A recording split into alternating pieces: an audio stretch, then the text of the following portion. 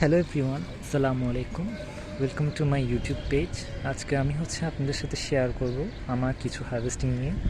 প্রথমে লেবু থেকে স্টার্ট করব, এরপরে একটা ডালিম ফল, ওটা দিয়ে শেষ হয়ে যাবে। লেবুটা এরকম ঘুরাইলে চলে আসে। আমি এটাকে আর বড় করবো না, ম্যাচিউর লাগতেছে। আর একটু রাখার চেষ্টা করলে হয়তো আর একটু বড় হতে পারে, কিন্তু এখানে আমার আরও দুইটা ফ্রুট আছে, দুইটা নিয়ে নিছি।